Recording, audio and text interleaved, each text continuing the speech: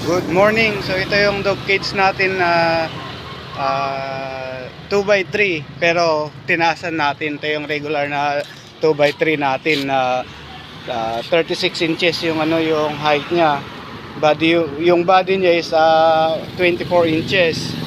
Ito naman 44 inches yung taas nito. So 1 foot yung paa, tapos 32 inches yung body.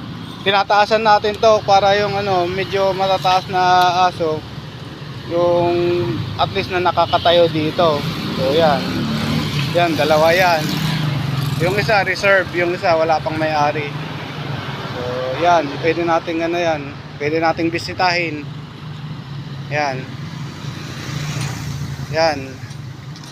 Red and white ang kulay yan. Tapos nandun naman yung mga cat cage natin doon sa kabila. O yan. Yan.